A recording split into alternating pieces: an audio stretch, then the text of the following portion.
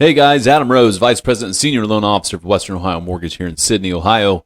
Today is another episode of the Mortgage Guy Podcast. Today we want to talk about owning versus renting. So the actual snapshot, just to reiterate a little bit here. So let me just go back to the principal and interest only, no escrow stuff, okay?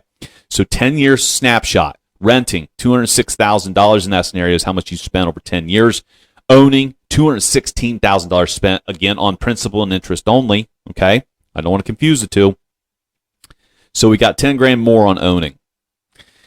Monthly payment by year 10 and renting is $1,960. Again, year 10 and owning, principal and interest, if you did a 30-year fix, $1,800. It's still flat, okay? Still flat. Again, escrows could change slightly. We can't forget that, okay? So that's something that you may want to play with in your head if you're trying to do some comparisons or you're trying to call me out. That's fine too. Equity created with renting, 0. Net financial position, 0.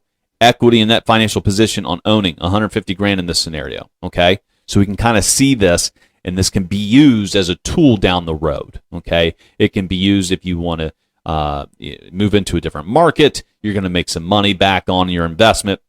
You can use it, when you pay off your house in general, I always suggest people opening up an equity line against it just to have it readily available so you can pull money against it for any kind of repairs, maintenance, buying something in cash because it could be cheaper. Opening it while your credit's good, there could be some sort of financial situation that you go through or a job loss or a medical situation where your credit tanks and you're not able to obtain any kind of personal loans or auto loans, or if you do, it may be very, very high interest. So opening up a credit line against your home is great. They all vary, all right? They all vary. I've seen 5-year draw options. I've seen 10. I've seen 15-year draw options. But open it up while your credit is strong and you have a pretty good equity position, maybe around year 10, right? Maybe you can open up a $100,000 line of credit and then have access to that to get you out any kind of tight spot that you might have found yourself in, because obviously, life's very unpredictable. A lot of things can happen. But it's a nice inflation and payment stability. Renters are fully exposed to inflation as rent typically does rise every year. Now, it's not to say that homeowners aren't exposed, but it does lock in the majority of their house payment. I like to say majority, meaning the principal and interest is locked in. So that is a tool against inflation on that part. However, you're exposed to tax and insurance increases, which is also replicated in the 3% increase in your rent payment, right? Because the landlord might be increasing that rent payment due to tax increases and homeowners insurance costs and stuff like that. So that accounts for it. But it is a nice lock against inflation over the long haul for sure. And at some point, your mortgage is going to feel cheaper than the renting expense, where rent never feels cheap just because you're not getting anything in return other than a roof over your head, of course. But addressing the kind of the flexibility argument, renting in general, it does offer some flexibility. And flexibility has its value for sure. It's just, it just doesn't carry that long-term effect in regards to cost versus asset, that a lot of renters may underestimate, or may brush off. Again, owning a home isn't for everybody. Renting isn't a bad thing. I mean, it also depends on your situation, right? You might be in a market or a job. If you plan on picking up and leaving in 3 years or less, renting's a great idea instead of buying. You're not building enough time. You don't have enough time to build that equity or get that use out of that financial decision that you made.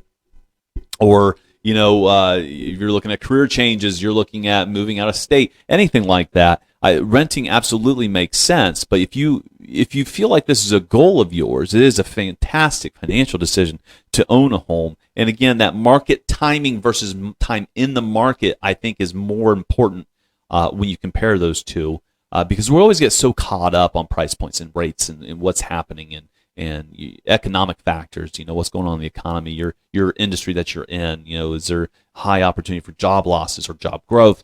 A lot of that plays a factor. So don't take this as I am dissing people that rent, because I am not. This is just a financial tool that I want to make sure that we have some kind of comparison so you can make a decision. Does it make sense to buy versus rent? Again, your personal situation is going to play a pretty big role.